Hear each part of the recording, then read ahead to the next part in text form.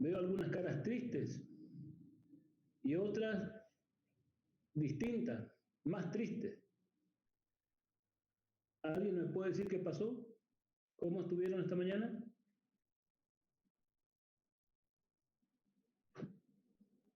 ¿Cómo le fue? Bien, doctor. ¿Bien? Muy bien. A ver, otro más que le diga que... Pero decirle a tu cara que te fue bien. Pero falta el oral todavía. Bueno, me alegro. ¿El oral, la doctora no le comunicó en la plataforma cuándo va a ser el oral? No, en la No, solo plataforma nos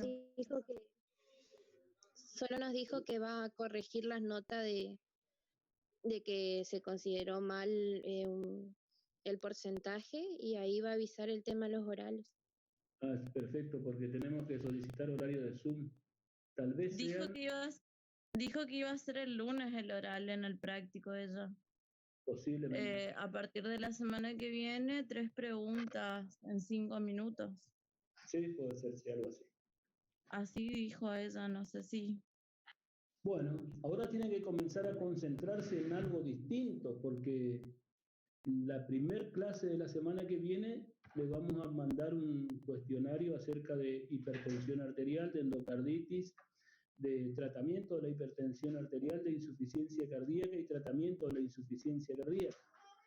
Así que, como para ir entrenando, digamos, y ese cuestionario va a obrar como de parcialito, si se quiere, como para habilitarle a rendir la ERA al fin de el término de la cursada.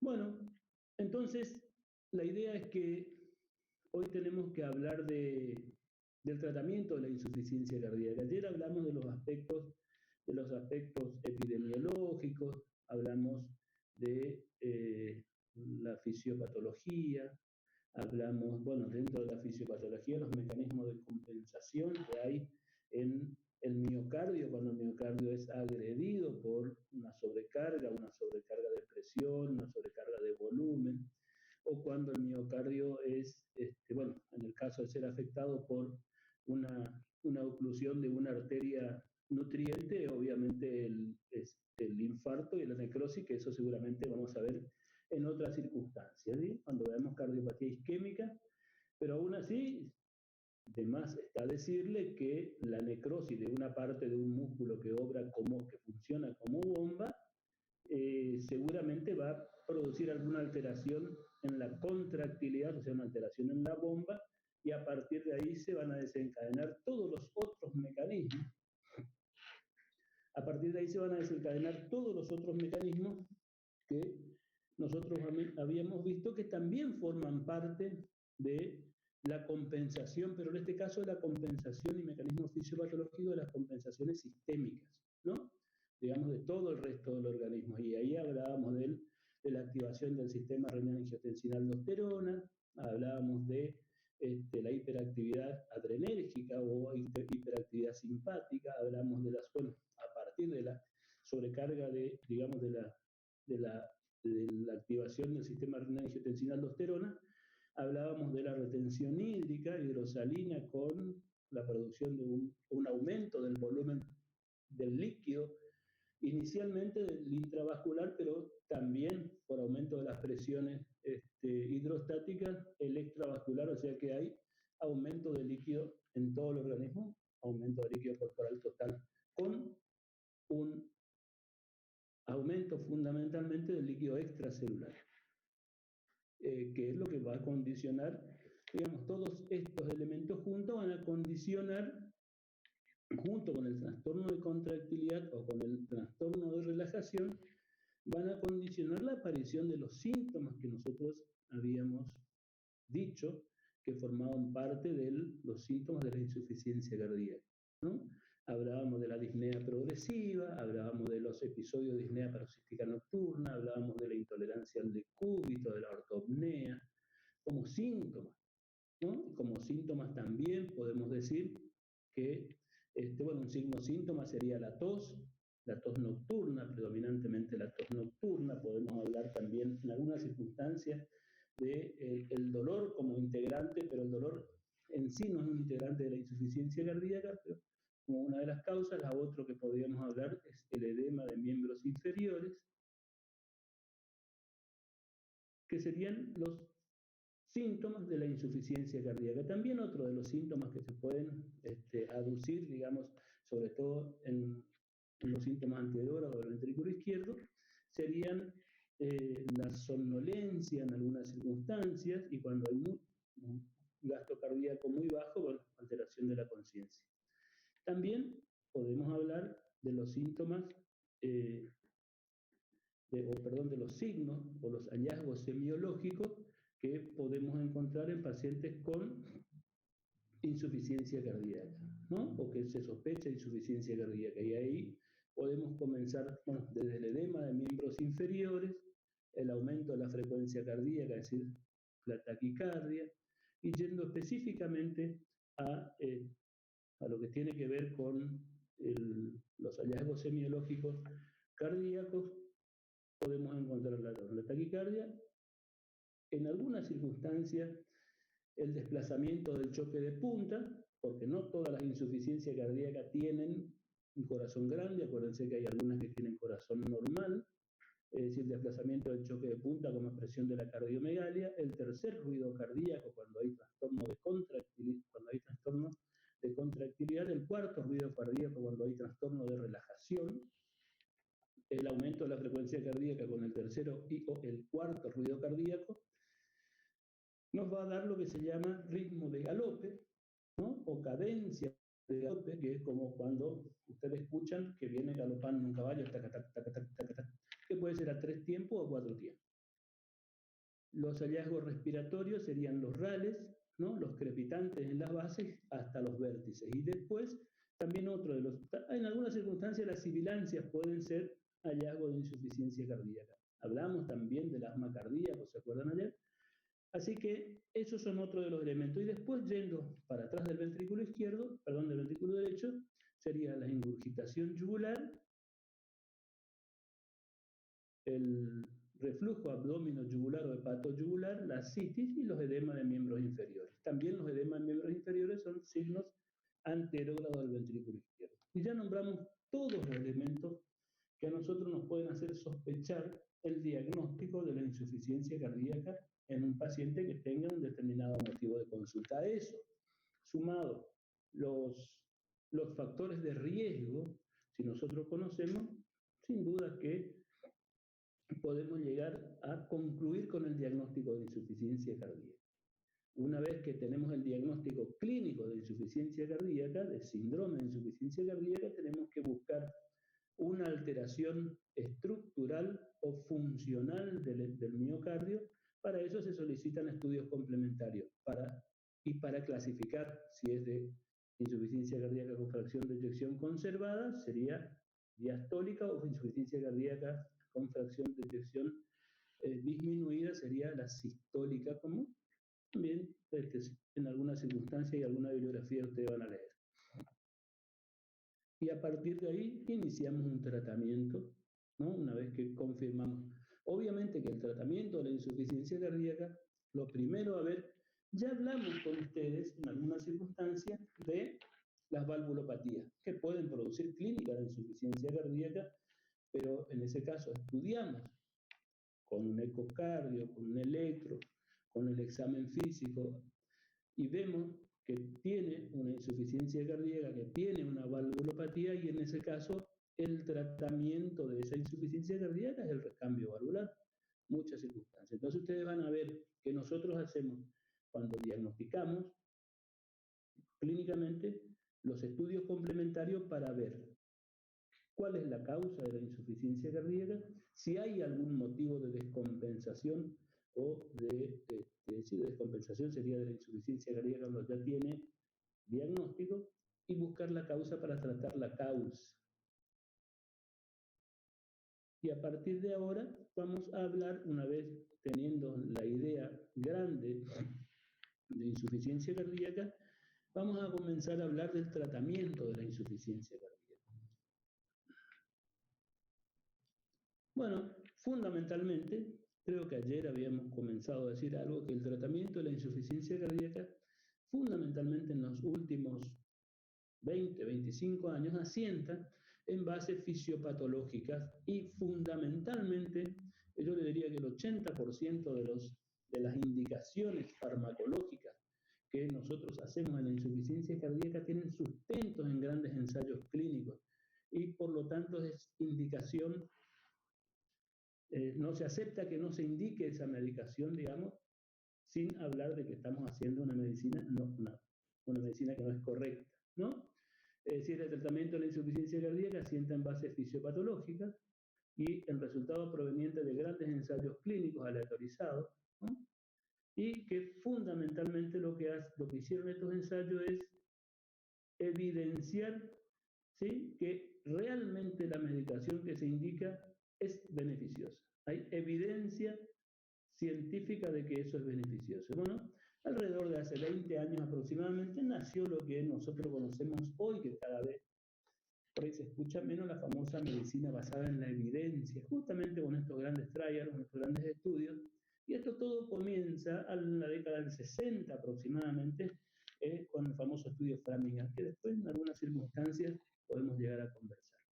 Bueno, entonces, el estudio con base fisiopatológica y digamos, el tratamiento con base fisiopatológica y las indicaciones en base a los resultados de los grandes estudios poblacionales, ¿no?, fundamentalmente tiende a bloquear, fíjense ustedes, la activación neurohumoral. ¿Qué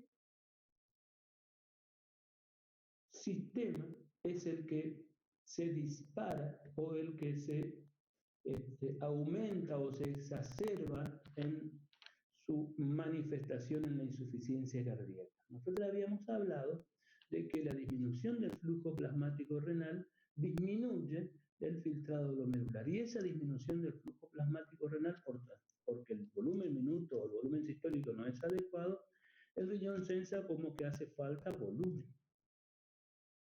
¿no? Hasta ahí estamos bien, falta volumen. Entonces dispara el famoso sistema renina-angiotensina, aldosterona. Fíjense ustedes, a partir de ahí, esta activación neurohumoral, la aldosterona produce una serie de alteraciones tisulares en el miocardio, en los vasos sanguíneos, que son la mayoría del remodelado miocárdico, el remodelado de las arterias coronarias, el trastorno de contractilidad, el aumento de los fibroblastos, el aumento, digamos, de la apoptosis muscular de la fibra miocárdica, es decir, del miocardiocito. Es decir, fíjense, todos son cosas deleterias que produce la aldosterona, además de, por supuesto, de retener líquido, ¿no es cierto?, agua y sal.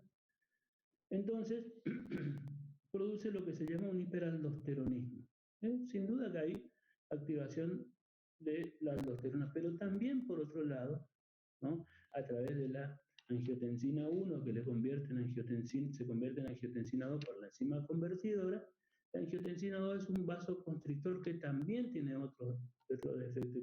Al ser vasoconstrictor, para derivar y para redirigir la volemia o el flujo sanguíneo hacia los órganos vitales, que también habíamos hablado ayer, ¿no? Y esto produce un aumento de la resistencia periférica. Por lo tanto, aumenta mucho más el trabajo de un corazón que no está en condiciones de trabajar mucho porque está con alguna alteración funcional sin duda.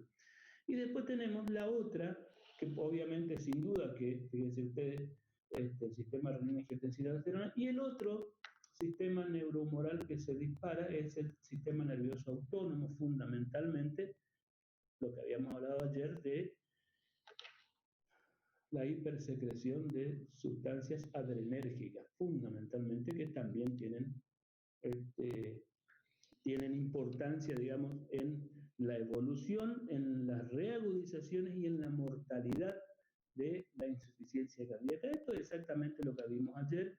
Fundamentalmente tenemos que hacer hincapié en estos dos grandes grupos de manejo de la insuficiencia cardíaca, esto es hablando de la clasificación de insuficiencia cardíaca de la New York Heart Association y de la Sociedad Americana, que los clasifican en estadio A, B, C y D. ¿Se acuerdan que habíamos hablado que en los estadios que podíamos hacer algo para evitar la aparición de insuficiencia cardíaca en estadio A y estadio B. Habíamos dicho también que esta clasificación de A era sin signos y síntomas de insuficiencia cardíaca, tampoco tiene cardiopatía estructural, ¿sí? Y acá ya hablamos de la hipertensión, obesidad, de los factores de riesgo para tener arteriosclerosis. Si nosotros actuamos acá, en este estadio de la insuficiencia cardíaca, nosotros podemos prevenir y estamos haciendo de alguna manera prevención primaria. Y eso es lo que debemos hacer hincapié y poner todo nuestro esfuerzo. En el estadio B ya tiene cardiopatía estructural sin signos y síntomas de insuficiencia cardíaca y acá hacemos prevención secundaria. Fíjense ustedes que acá hacemos prevención secundaria. Según algunos modelos, esto es prevención terciaria ya. De todas formas, acá podemos hacer prevención secundaria. ¿Por qué? Porque todavía no tiene signos y síntomas de insuficiencia cardíaca. Sí tiene cardiopatía estructural. ¿Sí? Y el estadio C era el que nosotros conocemos como insuficiencia cardíaca clínicamente manifiesta, que ya tiene intolerancia al ejercicio, tiene disnea, fatiga, signo de congestión y ya tiene la cardiopatía estructural. O sea que acá nosotros recién comenzamos a actuar y habíamos hablado de que el tiempo que pasaba desde el estadio A al estadio C, alrededor de 20 años como mínimo. Así que imagínense ustedes lo tarde que llegamos cuando comenzamos a tratar un paciente congestionado. Bueno, vamos a seguir de largo porque esto es el mismo concepto que habíamos hablado ayer. La insuficiencia cardíaca es una complicación grave, no generalmente progresiva y irreversible, a la que están expuestos todos los pacientes que tienen una afectación cardíaca y en particular lo que parece una enfermedad.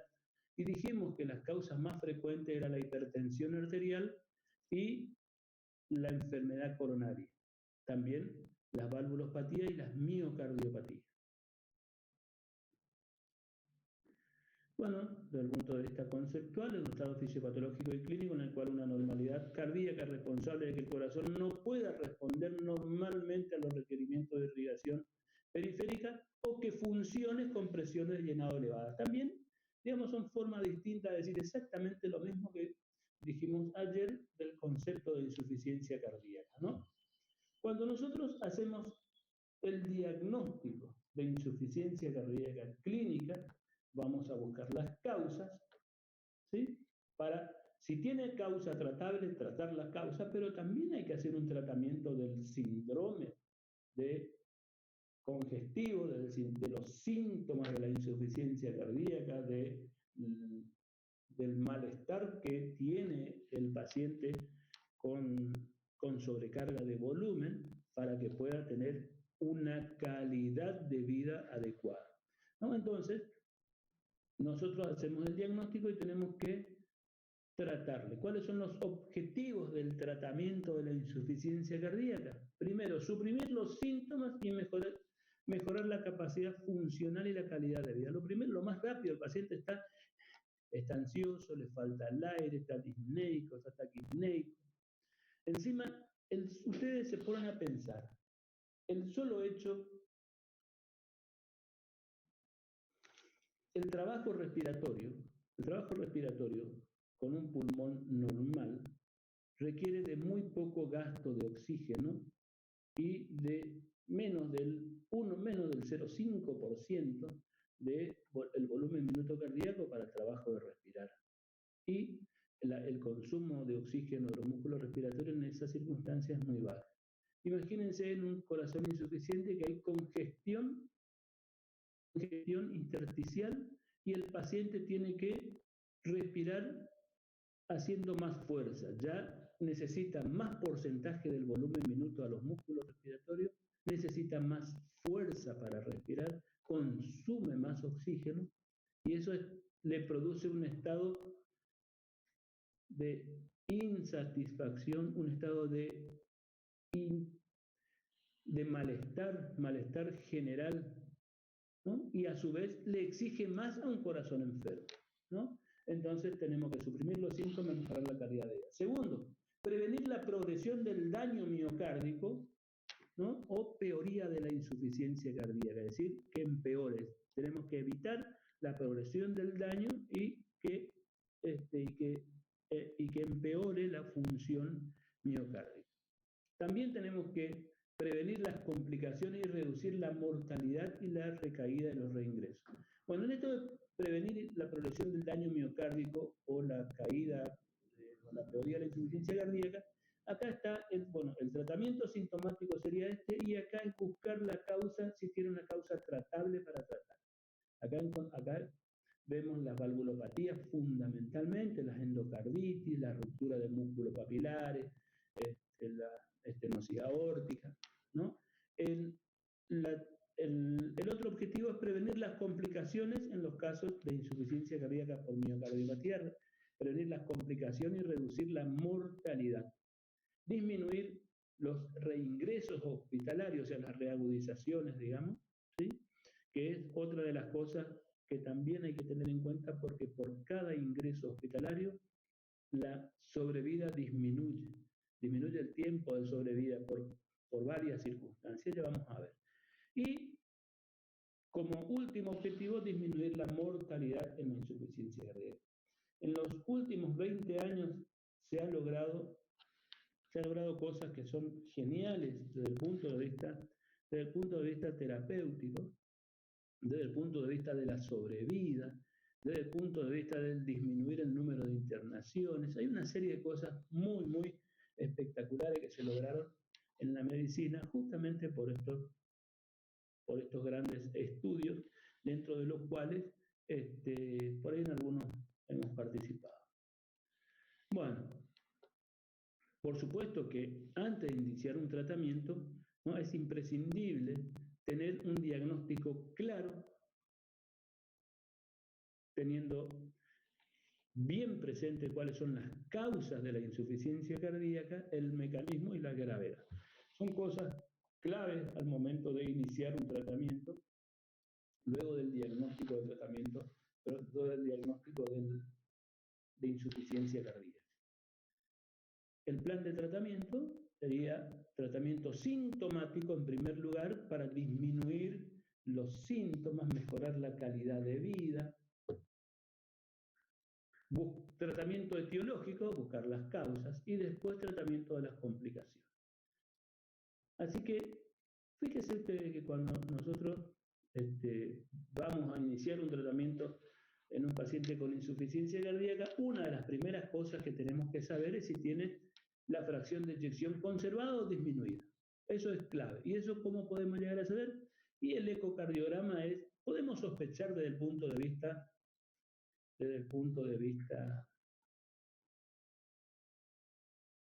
del examen físico, de la historia clínica. En el examen, si escuchamos un cuarto ruido, si escuchamos signos predominantes de congestión pulmonar, si tiene antecedentes de hipertensión arterial de mucho tiempo, sospechamos que tiene una estenosis arterial renal, una coartación de aorta, en ese caso por ahí podemos sospechar que tiene una fracción de eyección conservada, y el fallo es fundamentalmente un fallo diastólico, ¿no?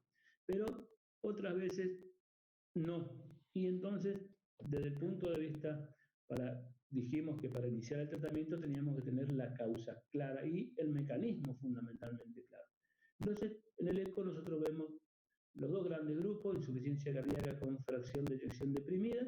Estos sí tienen corazón, silueta cardíaca aumentada de tamaño, y el trastorno fundamentalmente sistólico, ¿no? Y el otro grupo, insuficiencia cardíaca con fracción de eyección conservada, que también habíamos hablado ayer de la fracción de eyección, 45%, digamos, menos de 45 deprimida, más de 45 conservada.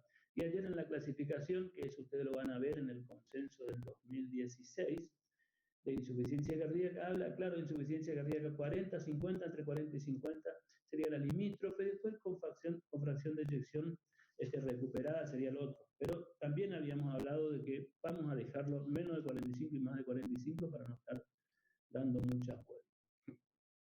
Entonces, el primer objetivo terapéutico, debemos comenzar con un tratamiento sintomático, o sea, los síntomas, ¿sí?, de la insuficiencia cardíaca sistólica. Vamos a hablar primero de la insuficiencia cardíaca sistólica, que es la que la mayoría de los pacientes tienen y que es lo que más vemos en la clínica médica. Bueno, para Esto no debemos olvidarnos nunca porque generalmente no le damos importancia al tratamiento no farmacológico. El tratamiento, lo mismo que cuando hablamos de hipertensión arterial, se acuerda que hablamos de un tratamiento no farmacológico y un tratamiento farmacológico. Bueno, el tratamiento no farmacológico es un punto clave en el manejo de los pacientes con insuficiencia cardíaca. De hecho, las causas más frecuentes de reagudizaciones en estos pacientes está ligado al no cumplimiento del régimen higiénico dietético, por ejemplo. Así que imagínense ustedes si es importante o no el tratamiento no farmacológico. Y después vamos a hablar del tratamiento farmacológico refiriéndonos al grupo de droga que más se utiliza en la actualidad. Y después vamos a conversar acerca de algunas drogas que se están introduciendo cada vez más en el mercado en el manejo de los pacientes con insuficiencia cardíaca crónica, ¿no? Porque vamos a ver seguramente esta tarde probablemente las reagudizaciones, que serían las descompensaciones, ¿no? O algunos lo llaman insuficiencia cardíaca aguda, ya eso vamos a discutir después. ¿Me escuchan bien? ¿Me escuchan bien? Sí, se escucha bien, profe. Bueno, perfecto. Sí. Sigo. Voy a seguir entonces. Entonces, el tratamiento sintomático tiene dos grandes aspectos, el tratamiento no farmacológico y el tratamiento farmacológico. Con el tratamiento no farmacológico, bueno, tenemos las medidas generales. Fíjense ustedes, tienen tanta importancia estas medidas como el tratamiento farmacológico. Es decir, las medidas generales no farmacológicas tienen tanta importancia como las farmacológicas.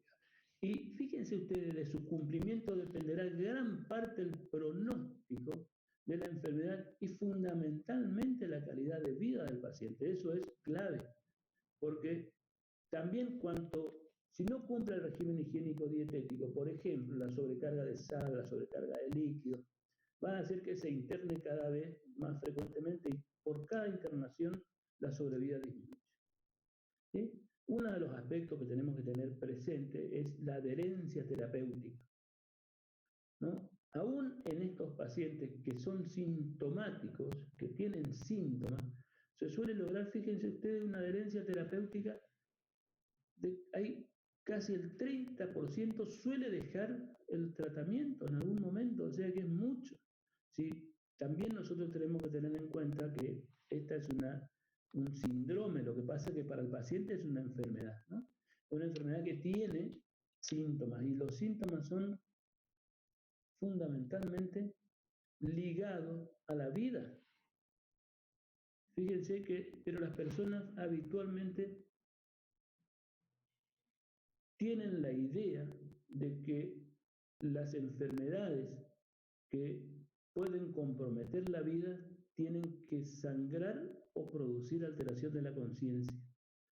Mientras que por ahí la disnea le dan poca importancia, bueno, ni hablar de las enfermedades crónicas no transmisibles, la hipertensión arterial, la dislipemia, que eso directamente no da prácticamente ningún síntoma, entonces por lo tanto convencerle de que debe tratarse eso es mucho más difícil.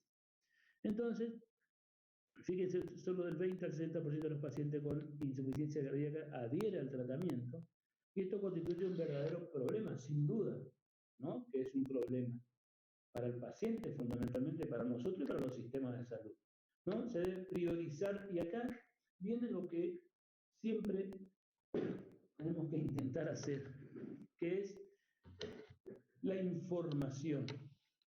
Los pacientes tienen que estar informados, tienen que saber qué es lo que tienen, tienen que conocer claramente el significado de lo que nosotros le decimos, ¿sí? ¿Cuáles son los beneficios que él va a tener si cumple lo que nosotros le estamos indicando? ¿Sí? Muchas veces a las personas nosotros le decimos, mira, si no haces eso te vas a morir.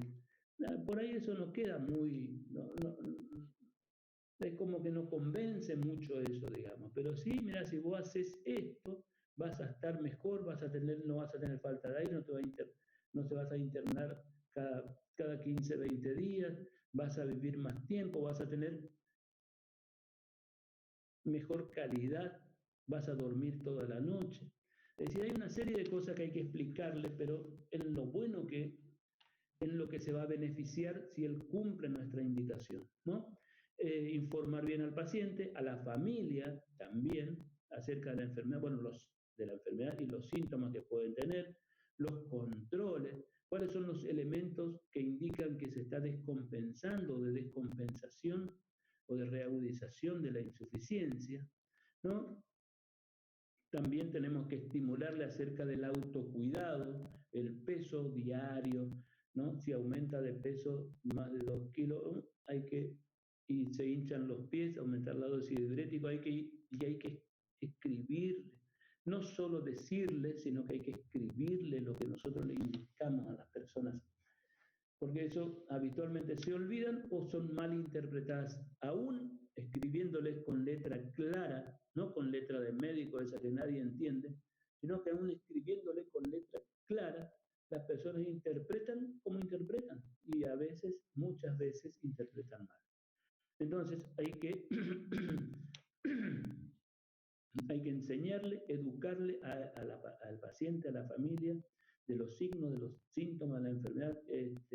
Hay que darle estímulo para el autocuidado, ¿no?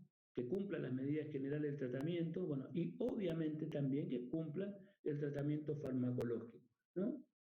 Sin duda, que esto también es clave, la educación es un proceso continuo y no de una única consulta. Es decir, no es que cuando hacemos el diagnóstico e indicamos el tratamiento, ya le hacemos las sugerencias y las indicaciones médicas y a partir de ahí nunca más. Con cada visita hay que preguntarle de la comida, la sal en la comida, el líquido, el peso corporal diario. Ya muchas veces tenemos idea de que si le damos una caja de un remedio que tiene 30 pastillas, al mes tiene que venir a una recetita para que se le repita. O si le damos una caja de remedio tiene 60 pastillas, el IECA, el diurético, el beta bloqueante. A los 2 meses tiene que venir. Y tenemos anotado en la ficha, vino hace 3 meses o 2 meses y medio. A 10 días no tomo remedio. Seguro, porque recién ahora viene para que se repita la receta. Y hay que reeducarle y explicarle, y por ahí preguntarle. Sí, a veces cuando no tomo 1 o 2 días porque me olvido, a la noche comienzo a respirar mal. Y después comienzo de nuevo. Bueno, son así. También tenemos que tratar de evitar algunas intercurrencias, estacionales o algunas enfermedades que pueden aparecer en este contexto. No nos olvidemos que la insuficiencia cardíaca produce una alteración sistémica y de alguna manera hay algunos órganos que se defienden mal o menos, digamos, se defienden menos y encima mal. Así que como por ejemplo el pulmón, por lo tanto las neumonías, y hay que indicarle la vacuna contra el neumococo, esa de 23 serotipos, ¿no? Esa es una vez, algunos dicen una vez, ya con una sola vez es suficiente, algunos prefieren repetir cada 5 años. También la vacunación contra la gripe estacional, la gripe anual, digamos, ¿no? Así que esas son cosas que hay que sugerirle a estos pacientes con este diagnóstico. La vacunación. La actividad sexual dentro de las medidas generales, bueno, fundamentalmente sugieren que no es conveniente restringir la actividad sexual a los pacientes con insuficiencia cardíaca estable, sobre todo los que tienen clase funcional 1 o 2. Ojo con la utilización a veces del sildenafil, digamos que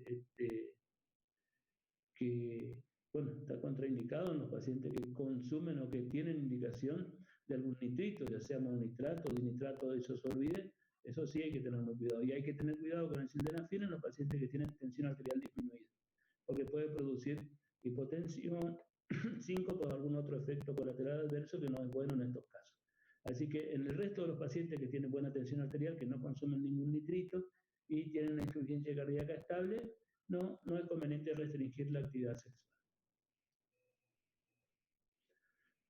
Respecto de la dieta, bueno, igual que en la hipertensión arterial, ¿se acuerda cuando hablábamos del tratamiento de la hipertensión arterial? Y en el estadio A de la insuficiencia cardíaca, es manejo de los factores de riesgo. Bueno, la dieta tiene que ser hiposódica. ¿A qué le llamamos una dieta hiposódica? Al consumo de 2.5 gramos de sodio, no más de 2.5 gramos de sodio por día. ¿Está? Es de 2.5 gramos de sodio por día. Mira vos, está mal. 2.5 gramos de sodio por día. Bueno, 2.5 no es sal, es sodio. Porque la sal que nosotros consumimos es cloruro de sodio y tiene 5 gramos de sal, 2.5 gramos de sodio. Así que, y encima la sal nuestra tiene el agregado de yodo, o sea que tiene un poquito menos. ¿Está? De todas maneras, consumo de no más de 2.5 gramos de sodio por día. La restricción de agua, sobre todo en los pacientes que tienen sodio menor a 130, esto es en estadio 3 o 4 de insuficiencia cardíaca de clase C. Limitar la ingesta de grasas, de grasa saturada por el tema de la dislipemia y el aumento de peso.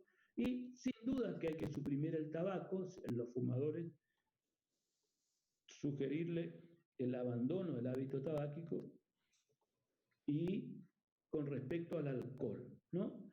Bueno, el alcohol se sugiere un consumo aproximado de 20 gramos día, ¿no? Salvo que el paciente tenga una miocardiopatía de origen alcohólico, es decir, una insuficiencia cardíaca con miocardiopatía alcohólica. En estos no deben consumir nada, la abstinencia total. Y en los otros pueden consumir 20 gramos de alcohol al día. Bueno, y ahí les puse la equivalencia para los que no conocen cuánto debe tomar de cada una de las bebidas, ¿no? Con respecto al peso del paciente,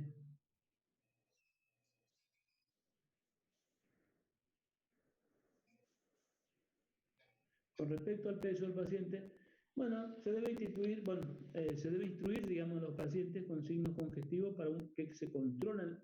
Con signos congestivos significa aquellos que tienen edemas, ¿no? Que se controlan el peso diariamente. Lo que aumentan, fíjense ustedes, más de 2 kilos en 3 días, se le debe asesorar e instruir al paciente para que adhieran estrictamente a la dieta y que aumenten la dosis de los diuréticos y que consulten enseguida.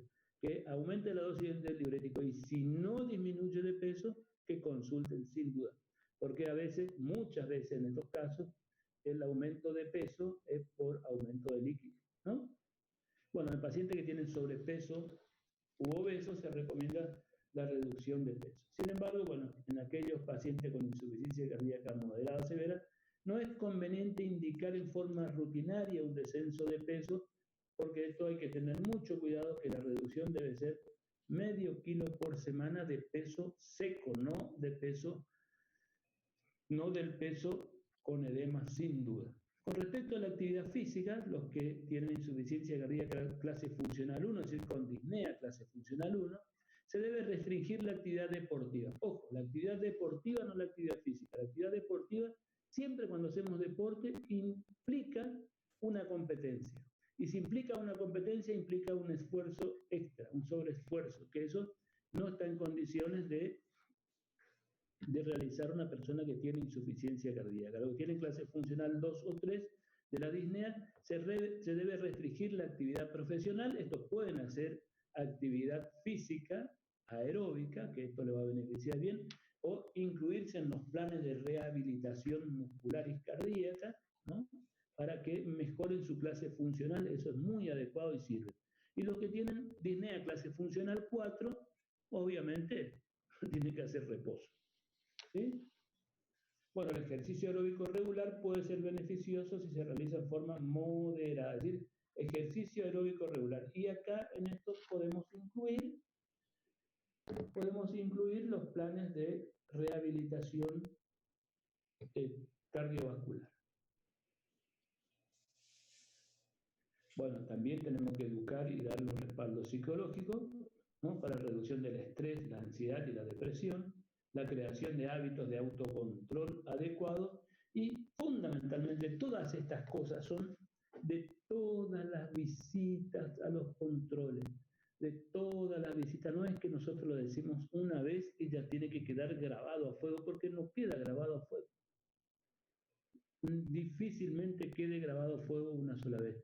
Aún insistiendo en cada visita al tercero, cuarto, quinto año, recién comienzan a darse cuenta de que nosotros lo estábamos sugiriendo y dándoles pauta para que estén mejor y con muy pocos síntomas.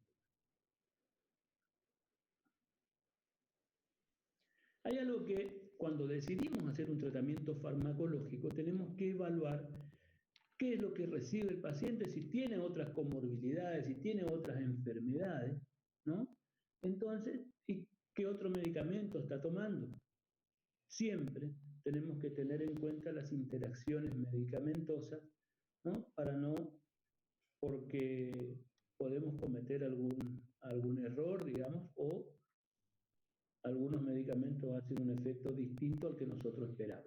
Entonces debe tenerse especial cuidado el manejo de los medicamentos a los pacientes que toman por otros motivos. Por ejemplo, las tiazolidinas o las glitazonas, los antiinflamatorios no esteroides, los inhibidores de la COX-2, bueno, así como el diltiazem, verapamil, flecainida, propafenona. Bueno, estos pueden incrementar el riesgo de descompensación en pacientes con insuficiencia cardíaca con fracción de eyección reducida y aumentar el número de hospitalizaciones. Esto en fármacos seguro que ustedes lo van a ver, ya lo habrán visto seguramente las interacciones, y sería interesante, esto es lindo para discutirlo después en los prácticos, pero esto es un aspecto importante a tener en cuenta cuando decidimos hacer un tratamiento farmacológico. ¿Qué remedio toma? ¿Por qué toma? ¿Qué otra enfermedad tiene?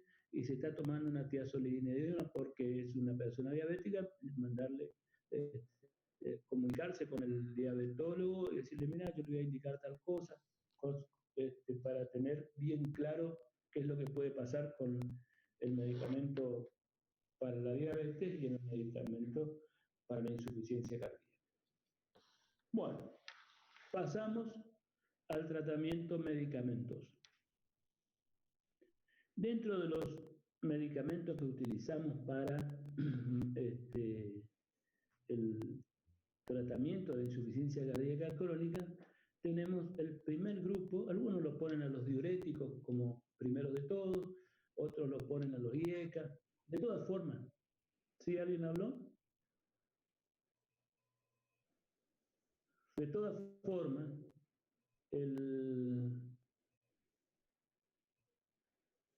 tratamiento de un paciente con insuficiencia cardíaca debe llevar un IECA, generalmente un diurético, un betabloqueante, un IECA, un diurético y un betabloqueante seguro siempre. Entonces, y después el resto de los otros medicamentos que pueden servir en algunas circunstancias debe llevar una antialdosterona, un inhibidor de una T2, digamos, o puede llevar otro medicamento, pero esos tres debe llevar siempre. Así que vamos a comenzar con los IECA. Al final de la presentación están las drogas que forman parte de los IECA, es decir, del grupo de los IECA, qué drogas las integran. De todas formas, esto también tienen que conocer por... ¿Alguno conoce algún IECA? Sí. ¿Qué droga es, por ejemplo, una de ellas? A ver. Enalapril. El enalapril es el más utilizado. Bueno, en algunos lugares lo que utilizan más es el ramipril, digamos, pero el enalapril es lo más utilizado. ¿Sí? Bueno, entonces deben considerarse el tratamiento inicial estándar de la insuficiencia cardíaca de la disfunción ventricular asintomática. Es decir, fíjense ustedes que ya cuando hay disfunción ventricular asintomática, ¿a qué nos referimos cuando decimos que hay disfunción ventricular asintomática? A ver, ¿alguno de ustedes después de haber escuchado todo estas 4 horas de lo que estuve hablando, seguramente está en condiciones de decirme a qué me refiero, a qué nos referimos cuando leemos esta última parte de este slide. Si hablamos de los estadios de la insuficiencia cardíaca, ¿qué estadio sería? ¿Estadio? A. B. B. Fíjense ustedes, estadio B no tiene signos y síntomas de insuficiencia cardíaca, ¿sí? Y tiene cardiopatía estructural, es decir, si tiene cardiopatía estructural tiene cierto grado de disfunción, todavía es sin síntomas, es decir, acá, o sea que los pacientes que tienen hipertrofia ventricular izquierda, los diabéticos, los que salieron de alta de la unidad coronaria con infarto cara inferior, todos estos tienen que recibir un IECA. ¿Estamos hasta acá? Bueno, entonces, son eficaces en la reducción de la mortalidad, son eficaces porque disminuyen la mortalidad y previenen la dilatación ventricular, o sea, el remodelado ventricular, ¿no? Previenen la recaída y la reducción y disminuyen la frecuencia de los ingresos hospitalarios. Es decir, es como que los IECA, es todo esto lo que hacen, disminuyen la recaída, la reducción, disminuyen el remodelado ventricular, ¿sí? Y previenen los ingresos hospitalarios. Fíjense ustedes, esto es clave. Bueno, los IECA reducen la mortalidad de los pacientes con insuficiencia cardíaca ligera a grave, mejoran el pronóstico de los que están en fases asintomáticas, o sea que aparecerían los síntomas mucho tiempo después, reducen la mortalidad en los pacientes con infarto reciente y disfunción ventricular. ¿Sí? Esto es clave, tenemos que conocer. También reducen el riesgo de hospitalizaciones por insuficiencia cardíaca, es decir, la reagudización, y mejoran los síntomas y la clase funcional de las distintas fases de la enfermedad. Todo esto hacen los inhibidores de la enzima convertidora angiotensina, ¿no? La eficacia de las dosis elevadas de inhibidores de la enzima convertidora angiotensina es superior que la de dosis baja. Bueno, las dosis elevadas, nos referimos a dosis elevadas con la dosis más alta que el paciente tolere, que sea tolerada por el paciente. Algunos toleran 5 miligramos, otros toleran 10 miligramos, otros toleran 20 miligramos día. ¿Sí? Bueno, dentro de las contraindicaciones tenemos que produzca angioedema o edema angioneurótico, estenosis de la arteria renal bilateral, cuando tiene un potasio sérico por arriba de 5 miliequivalentes litros, porque si es una altialdosterona puede llegar a producir una hipercalemia, ¿no? Y si tiene una creatinina sérica por arriba de 2.5 miligramos de decilitro, es decir, una creatinina sérica por encima de 2.5 gramos de decilitro, estamos hablando de que tiene un clearance de creatinina de alrededor de 30 mililitros, un poquito menos, entre 30 y 35 mililitros por mililitro minuto.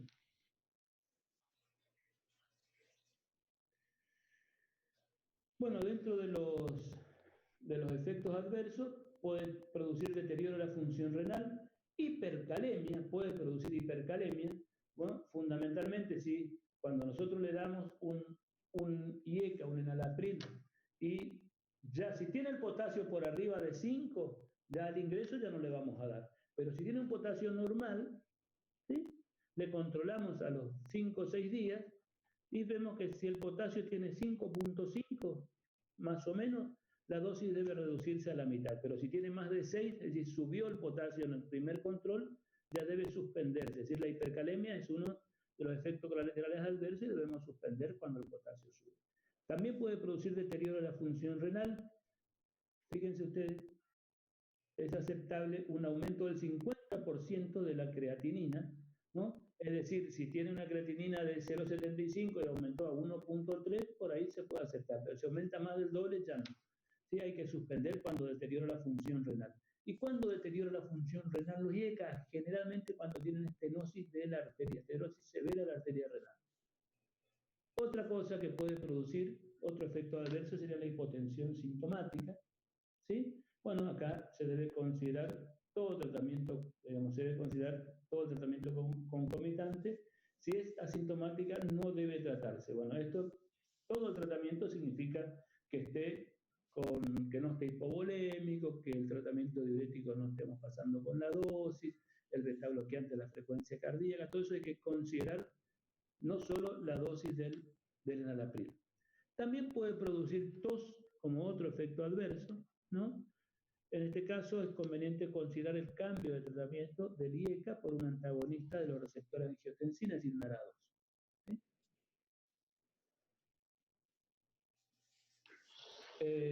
Los antagonistas de los receptores de angiotensina, su empleo está está avalado por algunos estudios que muestran una reducción de la mortalidad del paciente con insuficiencia cardíaca clase 2-3, ¿no? Mayores de 65 años a los 48 meses, es decir, y esto, la indicación es fundamentalmente en pacientes con insuficiencia cardíaca con fracción de eyección reducida, leve a grave, clase funcional 1 a 4, con intolerancia a los IECA. Eso es lo que nos debe quedar, digamos. Cuando un paciente con insuficiencia cardíaca, independientemente de qué clase funcional de disnea tenga y qué clase de insuficiencia cardíaca, con qué estadio de insuficiencia cardíaca, y no tolere un IECA, la indicación es un ARA2, ¿no?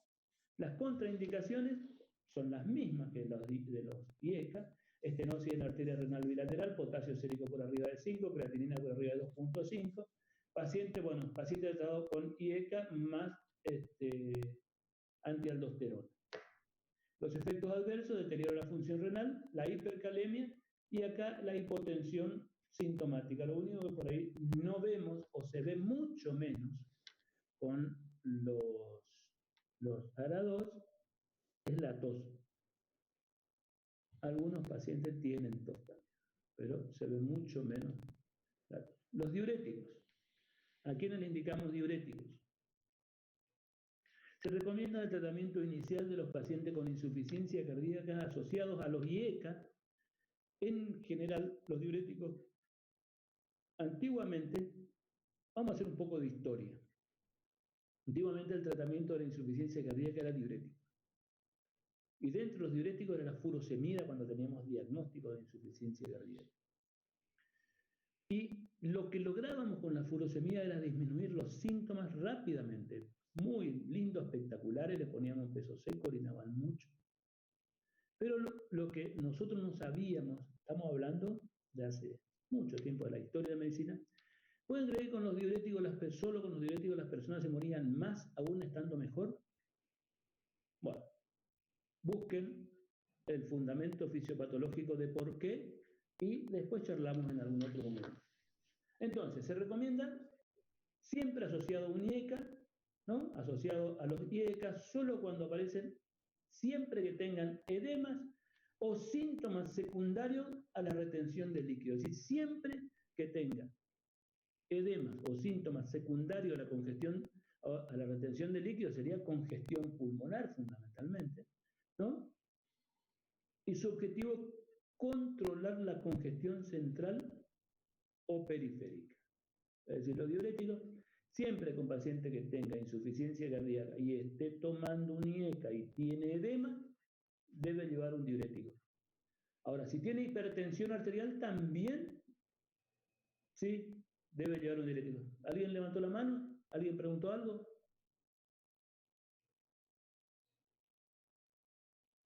¿Sí? Un compañero pidió que repite lo del fundamento que se cortó. ¿Qué dice? Un compañero en el chat pidió que repita, por favor, lo último que se cortó. Lo último. Pero yo no dije el fundamento, dije que ustedes van a estudiar. Entonces se le cortó esa parte. Vayan a buscar, bueno, vayan a buscar porque es interesante cómo una persona que tiene síntomas de congestión, tiene disnea, falta de aire, edema, le damos el diurético segundo o tercer día, mejora, se siente bien, camina bien, tiene menos falta de aire y se muere más. Bueno, busquen por qué. Tiene una explicación fisiopatológica, así que búsquenla, no es muy difícil, está. Bueno, entonces, no te duermas. Bueno, hay una que está por dormir, ahí seguimos.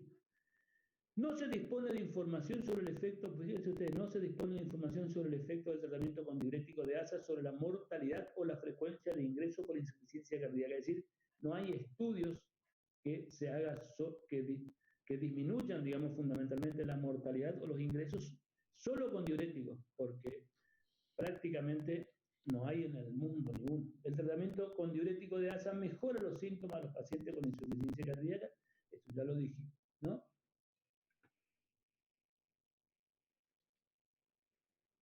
La combinación, esto es importante, la combinación con una tiazida o con espironolactona mejora los síntomas de pacientes refractarios al tratamiento con diurético de asa. Bueno, cuando un paciente con diurético de asa, por ejemplo, son los famosos diuréticos de alta eficacia, y a veces no responden adecuadamente, no tenemos el volumen de diuresis ni el balance hídrico negativo que nosotros pretendemos en un paciente con insuficiencia cardíaca,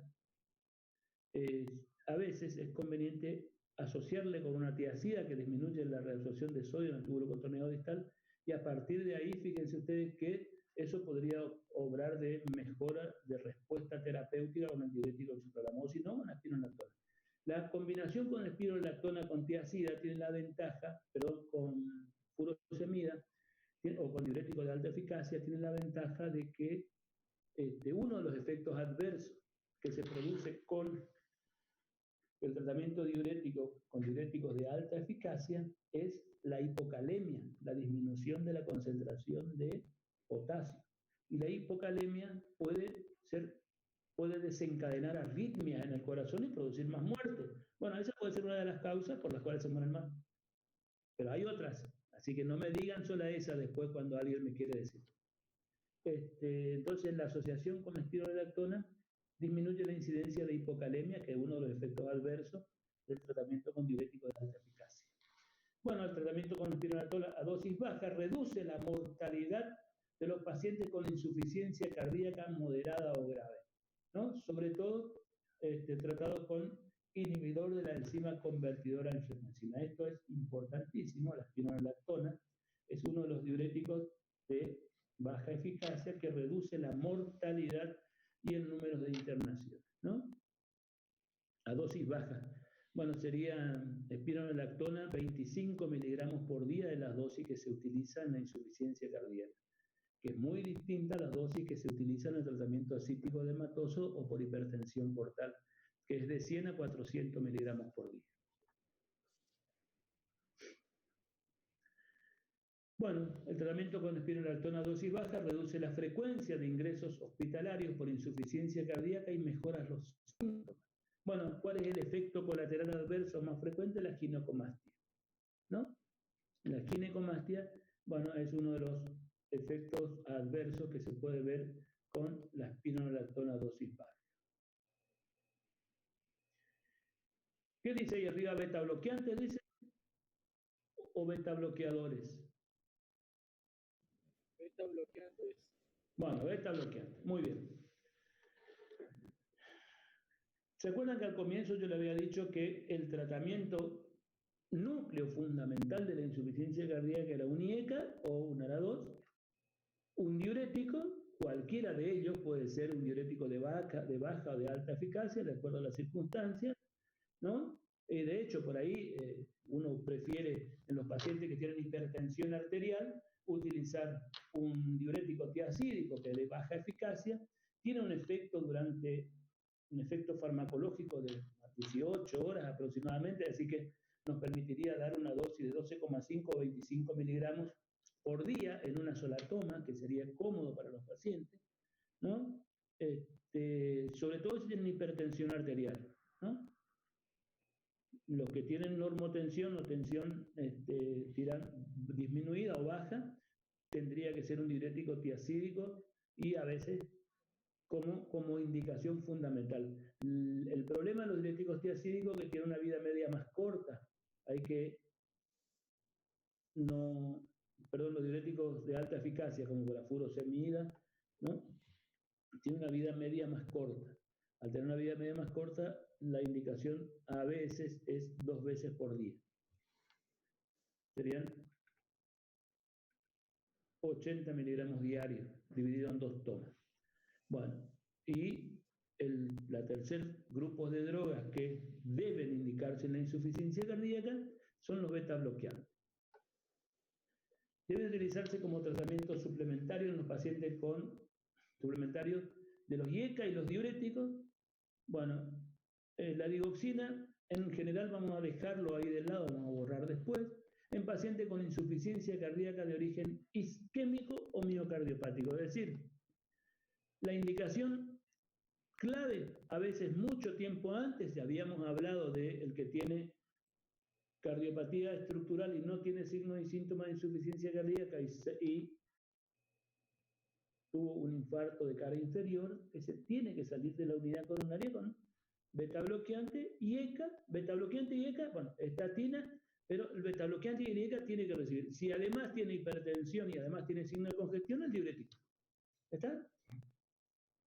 Bueno, sobre todo en situación clínica estable, es decir, para indicarle el beta bloqueante en un paciente de reciente inicio, tiene que estar en una situación clínica estable y mantener una tensión arterial de más de 90 milímetros de mercurio y una frecuencia por arriba de 70 milímetros de mercurio. Yo le diría que lo de la presión no es tan importante, pero sí lo de la frecuencia cardíaca, sí. ¿Está? Bueno, y no han requerido ninguna modificación del tratamiento en el último mes. Esto es la indicación según las guías. ¿Por qué se colocan estas condiciones para indicar al beta bloqueante?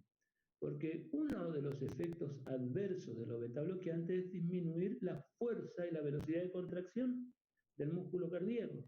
Entonces, si el paciente está inestable o está descompensado, ¿sí?, tiene contraindicación de iniciar un beta bloqueante. ¿Estamos hasta acá? ¿Me siguen hasta acá? Por eso dicen situación estable que no han requerido modificación del tratamiento en el último mes. Siempre que la frecuencia cardíaca esté por arriba de 70 y la presión arterial por arriba de 90. Por eso es que el beta bloqueante, cuando es de reciente diagnóstico, un paciente con insuficiencia cardíaca de diagnóstico reciente, se comienza con el IECA y el diurético. A los 10-15 días, todo estabilizado, todo bien, comenzamos a titular el beta bloqueante. Lo mismo que con el IECA y el diurético, también hay que titular, y titular significa comenzar dosis bajas e ir aumentando la dosis hasta la dosis que tolere, la máxima dosis que tolere el paciente. Algunos sugieren hacerlo de semana en semana, otros sugieren hacerlo cada 3 o 4 días, ¿tá? Y fundamentalmente los IECA, perdón, los beta bloqueantes, ¿sí?, la indicación es cuando el paciente está en peso seco y estable. Por eso es que si tiene edemas, y es lo que por ahí también dicen, que no ha requerido ninguna modificación terapéutica en los últimos 30 días, en el último mes. Bueno, entonces, si a pesar de recibir IECA y diuréticos siguen sintomáticos, ¿sí? Doctor, ¿a qué se refiere con peso seco? ¿A qué nos referimos con peso seco? Ay, me complicaste la vida. Sería peso sin edema. Sin edema. Fundamentalmente, peso sin sobrecarga hídrica y sin edema. Bueno, entonces, tan estable en el último mes, reciben IECA y diuréticos y persisten sintomáticos o tienen una frecuencia cardíaca de más de 70 y no tienen contraindicaciones, tienen indicación del beta bloqueante.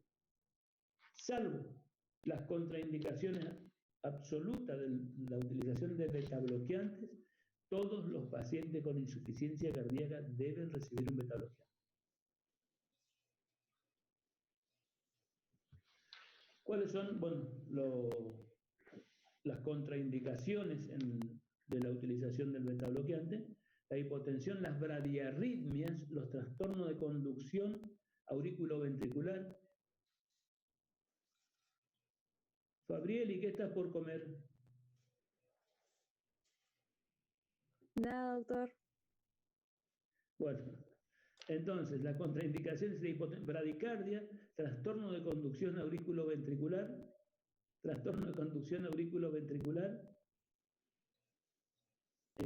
bradicardia sintomática, bradicardia sinusal, enfermedad del seno coronario, ¿no? Bloqueo auriculoventricular, ya dijimos avanzado, segundo y tercer grado, ¿no? Paciente que tiene asma, acuérdense ustedes que los beta bloqueantes pueden desencadenar broncoespasmo o una crisis de asma. Tienen que extremarse los cuidados en pacientes diabéticos porque pueden enmascarar hipoglucemia. Y bueno, fíjense, ahí está la última contraindicación, insuficiencia cardíaca, que está descompensada. Me queda otra contraindicación, que es los beta bloqueantes. Lo que disminuyen es la velocidad y la fuerza de contracción. Digamos la famosa de PDT, de la función miocárdica, ¿se acuerdan de PDT? Velocidad y fuerza de contracción, unidad de tiempo. Los beta bloqueantes, como disminuyen, producen una contracción que es más lenta, ¿no? Y una de las contraindicaciones es las personas que tienen enfermedad arterial periférica, oclusiva, asintomática, si es moderada o severa, asintomática, cuando le damos el beta bloqueante comienzan a tener síntomas. Es decir, tenemos que ocultar si no tiene soplo en las ilíacas, palpar los pulsos pedios, los pulsos tibial posterior, el pulso popliteo, porque si por ahí tienen malos pulsos y tienen soplo popliteo en un lado, le damos el beta bloqueante y van a comenzar con síntomas. Es decir, la enfermedad arterial oclusiva severa es una contraindicación que no está acá de la utilización de los beta bloqueantes. ¿Qué dice la evidencia de los beta bloqueantes en el manejo de la insuficiencia cardíaca? El tratamiento con bloqueantes beta-adrenérgicos reduce la mortalidad en los pacientes con insuficiencia cardíaca de moderada a graves tratados con IECA, es decir, suma a la indicación de los IECA, suma mejoría de la sobrevida al tratamiento con IECA. El tratamiento con bloqueantes beta-adrenérgicos reduce la mortalidad de los pacientes con antecedente de infarto o miocardio, eso ya lo sabíamos. De todas formas, eso seguramente vamos a conversar después. ¿Sí? Es decir, el tratamiento con beta bloqueantes disminuye la mortalidad en los pacientes que tienen insuficiencia cardíaca moderada grave y disminuye la mortalidad sin duda en los pacientes que tienen antecedente de infarto agudo de miocardio. También el tratamiento con beta bloqueantes reduce el número de ingresos hospitalarios, el número de internaciones, que eran otro de los objetivos que nosotros nos proponemos cuando iniciamos tratamiento de insuficiencia cardíaca, ¿no? Mejora la clase funcional y mejora la fracción de eyección. Fíjense ustedes, cómo algo que mejora la fracción de eyección y por qué mejora la fracción de eyección. Bueno, eso vendría a ser también tareita para ustedes, igual que ver por qué los diuréticos solo empeoran la mortalidad, por qué los beta bloqueantes mejoran la fracción de eyección. Algo habíamos dicho en el cuadrito ese que parecía tedioso, ¿sí? Que el tratamiento con beta bloqueantes mejoraba la fracción de eyección en todos los pacientes que están estabilizados, no en los que están inestables o reagudizados o descompensados. Bueno, después tenemos otro, la ivabradina, por ejemplo. La ivabradina, que es un inhibidor de los canales IF del nódulo sinusal, reduce la frecuencia cardíaca sin acompañarse de otros efectos hemodinámicos. Lo único que hace es disminuir la frecuencia cardíaca. Esto es por ahí a veces muy importante en los pacientes que tienen contraindicaciones, los beta bloqueantes, por ejemplo, y tienen ritmo sinusal, ¿no? Por lo tanto, solo se debe utilizar en pacientes que tengan ritmo sinusal. Si tienen fibrilación auricular, no tiene indicación de ivabradina y además tienen contraindicación. Cuando se encuentra indicada, ¿cuál es la indicación de la ivabradina en el manejo del paciente con insuficiencia cardíaca, fracción de eyección disminuida y ritmo sinusal, ¿no? Que persisten con frecuencia cardíaca más de 70 por minuto. ¿Se acuerdan que habíamos hablado recién? Frecuencia cardíaca más de 70 por minuto. Hay que ponerle el ritmo en frecuencia por debajo de 70, de 60 aproximadamente, ¿no?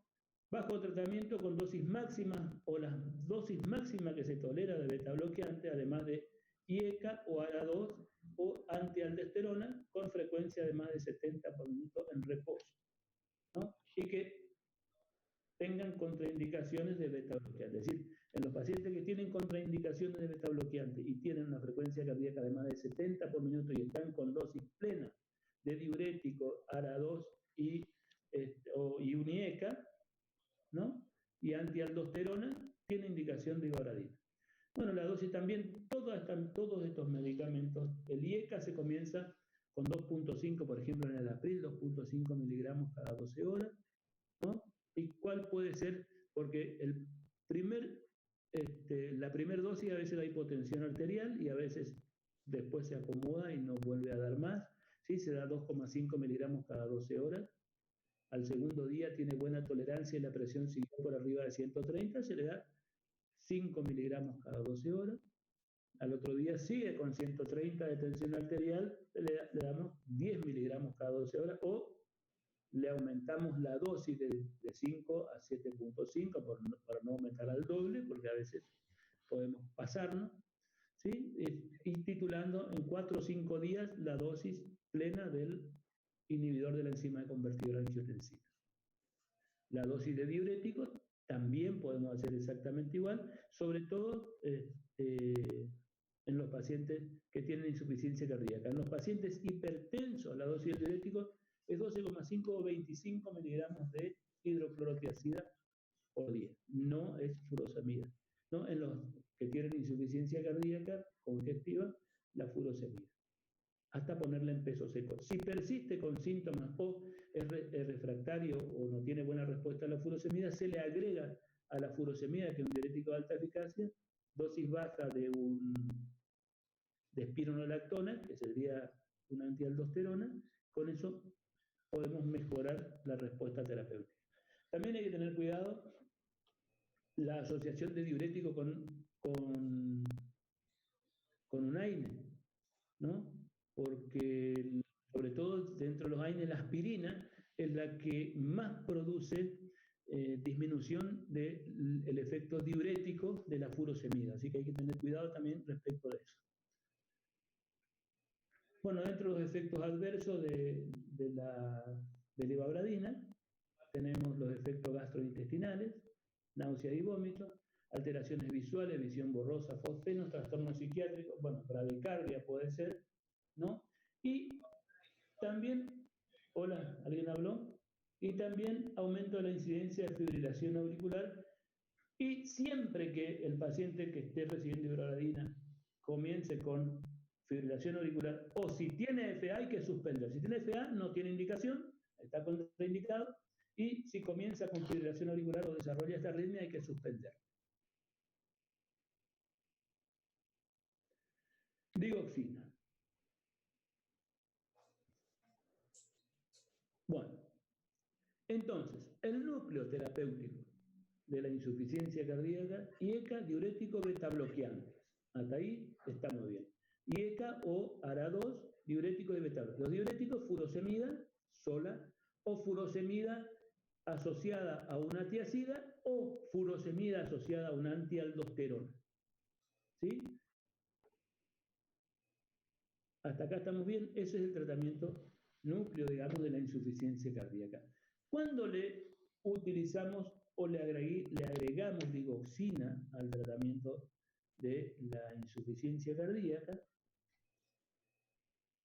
básicamente cuando, a pesar de estar con dosis máxima de diuréticos, IECA o ARA2, del beta bloqueante, la máxima dosis tolerada, y espironolactona, persiste con síntomas de congestión o con síntomas de insuficiencia cardíaca. Entonces, para reforzar la eficacia del tratamiento de la digoxina, debe añadirse los diuréticos e IECA, tratamiento triple, para reforzar la eficacia del tratamiento, ¿no? Cuando la respuesta al tratamiento de insuficiencia cardíaca sistólica es subóptima, es decir, persiste con síntomas, ¿no? Siempre que no estén contraindicados, obviamente, la digoxina, el uso de digital está particularmente indicado en pacientes con insuficiencia cardíaca y fibrilación auricular. En los pacientes que tienen esta arritmia, la fibrilación auricular, y tienen insuficiencia cardíaca, a veces se indica un poco antes, digamos, ¿no? Pero la indicación no es por la insuficiencia cardíaca en sí, sino que es para el control de la frecuencia cardíaca en la fibrilación auricular, para que la frecuencia cardíaca no esté tan disparada y tan alta.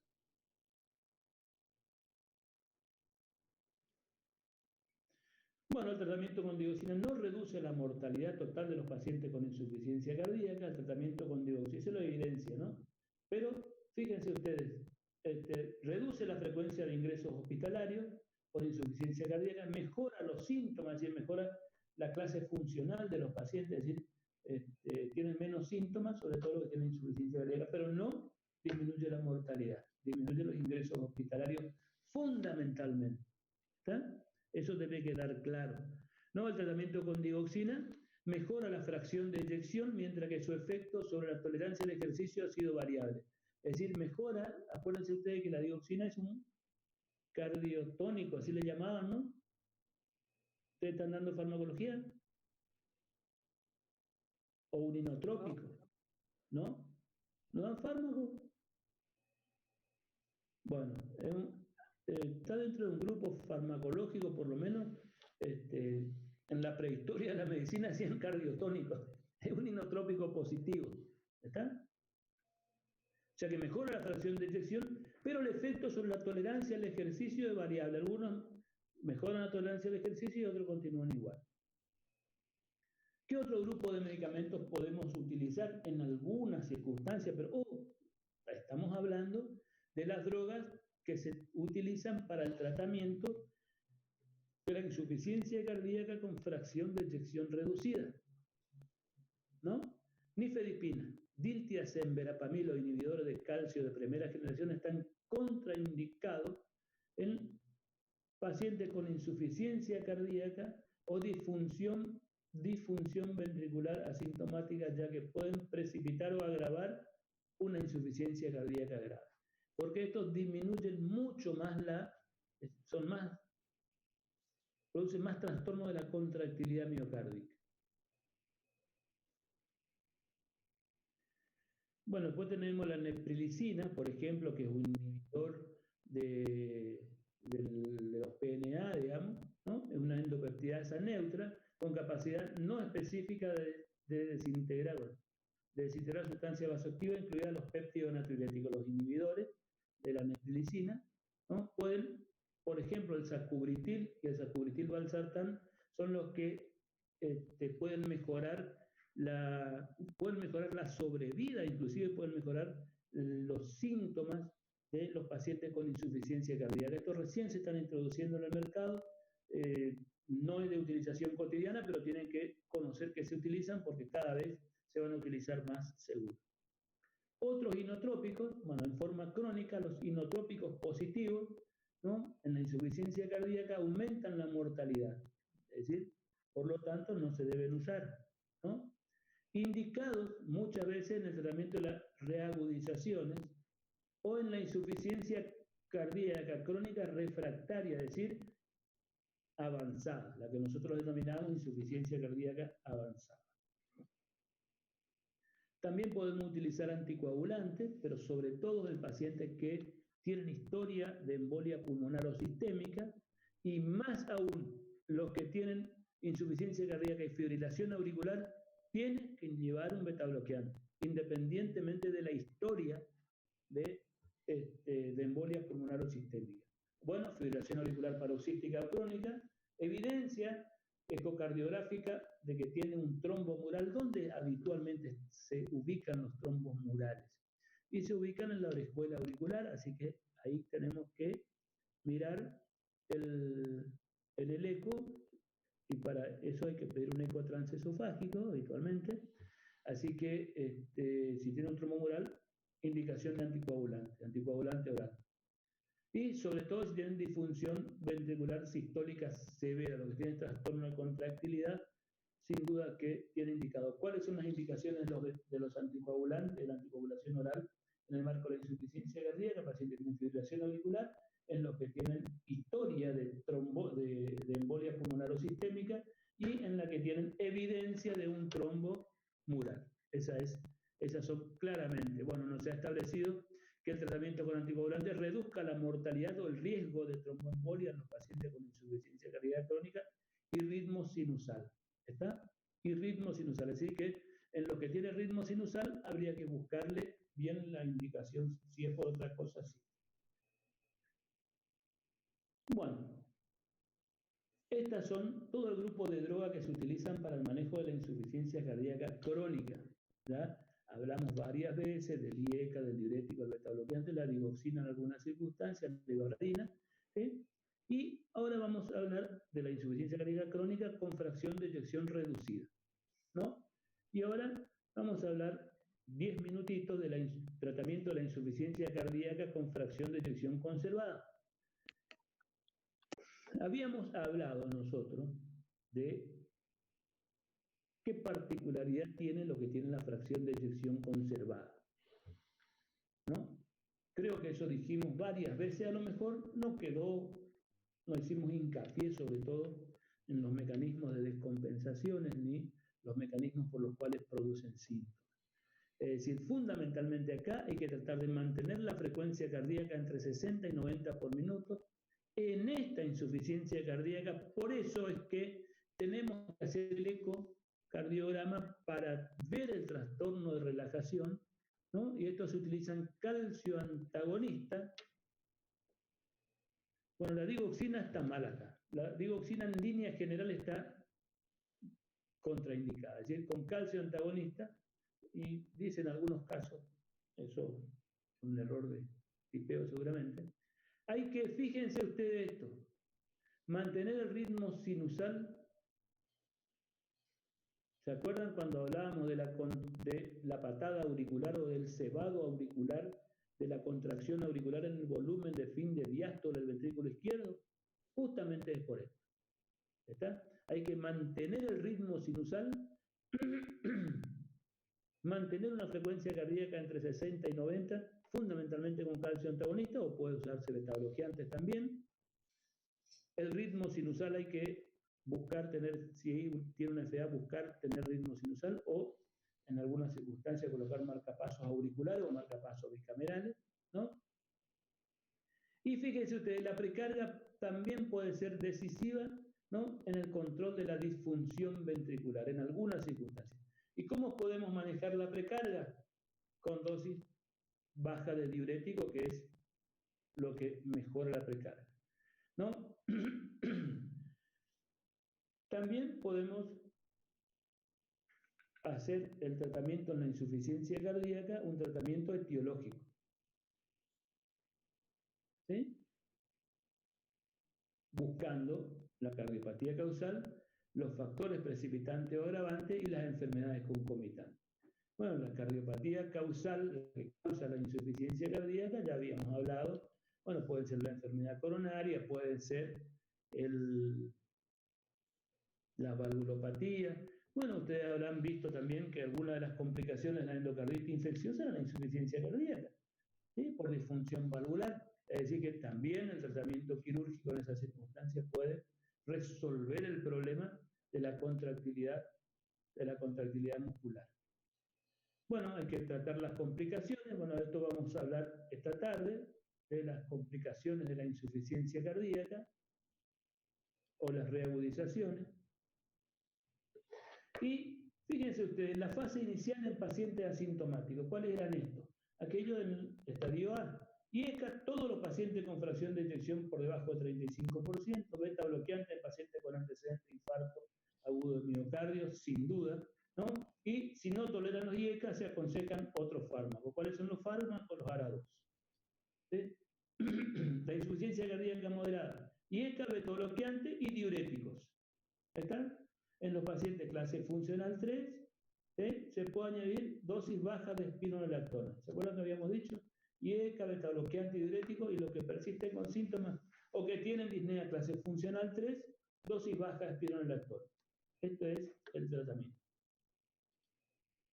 Los fármacos alternativos, bueno, los sartán y o una combinación de relacina y nitrato en los pacientes que no toleran o presentan contraindicaciones a los IECA. Cuando los IECA están contraindicados, va el losartán como un ARA2, digamos, ¿no? Uno de los ARA2, o una combinación de hidrolazina y nitrato para el tratamiento de... En la clase funcional 4 o avanzado, IECA, diuréticos de asa, añadir el tratamiento con dosis baja, espironolactona, y, bueno, carvedilol en pacientes seleccionados, que es beta bloqueante.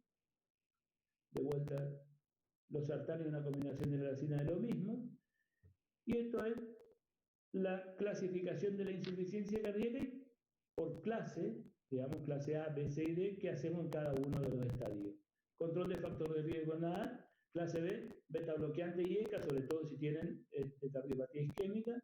También acá tiene cardiopatía estructural, pero no tiene signos y síntomas. Clase C, bueno, debe llevar diurético, dijimos que tiene signos y síntomas. ¿Cuáles son los signos y síntomas? La congestión es uno de ellos, sin duda. Y la clase D, continuar con todo lo anterior, y acá, en la clase D, si le colocamos toda la medicación, el beta bloqueante, el diurético, los dos diuréticos, el diurético de asa y el diurético y la espironolactona, el IECA, el beta bloqueante, está anticoagulado y persiste con síntomas, hay otros tratamientos que se indican en la insuficiencia cardíaca. ¿Cuáles son? Por ejemplo, vieron que los ventrículos, los dos ventrículos, trabajan casi juntos y tienen el septum como digamos así, como un lugar, es un lugar común. El septum interventricular es un lugar común, de los cuales los dos ventrículos se apoyan en el septum para contraerse, porque se contraen casi juntos. Ahora bien, ¿qué pasa desde el punto de vista fisiológico cuando hay un trastorno de conducción intraventricular, cuando hay un bloqueo de rama? Por ejemplo, bloqueo de la rama izquierda de las de His. Cuando se bloquea la rama izquierda, o cuando se bloquea la rama derecha, cualquiera de las dos. Vamos a hablar de la rama izquierda. Acuérdense ustedes que cuando se bloquea la rama izquierda, la rama derecha está intacta, o sea que la primer parte del ventrículo que se despolariza es el septum intraventricular, pero del lado derecho. No es como la activación normal, que era la primer parte, el septum, pero del lado izquierdo, ¿no? Entonces se despolariza el septum del lado derecho, y a partir de ahí comienzan a irse todos los vectores en forma lenta hacia el lado izquierdo. Por eso es que cuando nosotros miramos el bloqueo de rama izquierda en D1, vamos a ver una onda R, que tiene una onda R, después comienza a disminuir un poquitito, y después la otra R, SR' o RR' en D1 en ABL, B5, B6. Esa es digamos, la imagen electrocardiográfica. Cuando el QRS dura más de 0,14 segundos, cuando dura más de 0,14 segundos, primero se contrae el ventrículo derecho.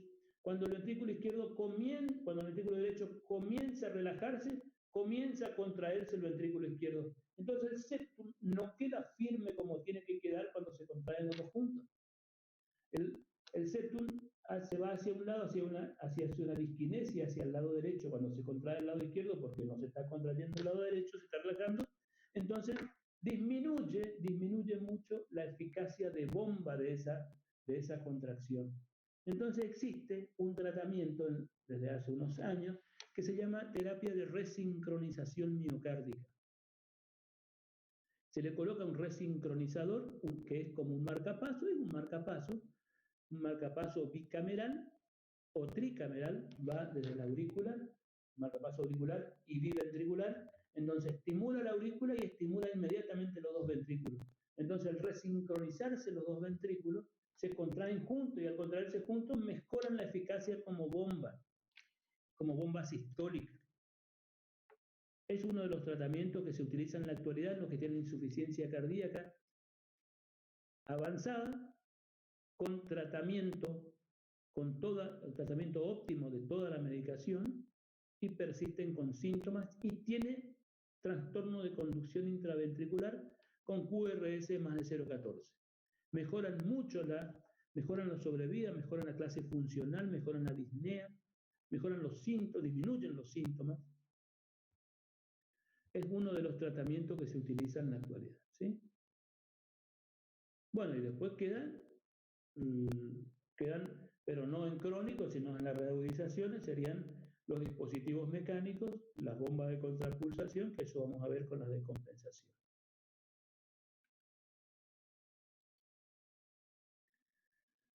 Bueno, hasta acá llegamos por hoy. Esta tarde vamos a hablar, vamos a ver si hablamos de las descompensaciones o vamos a hacer un tallercito de electrocardiografía, tal vez para que vayan teniendo más presente lo de la electrocardiografía. Bueno, esto ya habíamos hablado. Esto es estadio A, estadio B, estadio C, estadio D, como un resumen de todo lo que dijimos, ¿sí?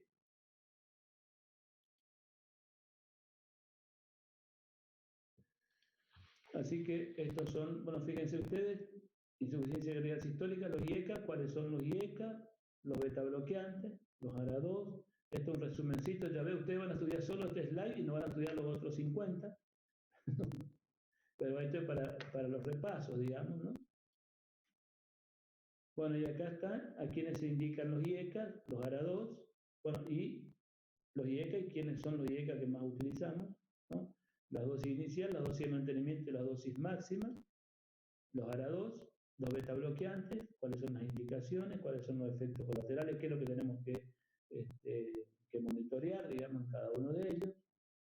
Estos son los beta bloqueantes que utilizamos, carvedilol, bisoprolol, metoprolol, nebivolol y atenolol, ¿no? Estas son las dosis máximas de cada uno de ellos. La digoxina, cuando se indica, los diuréticos de asa o tiacídico, estos son los diuréticos.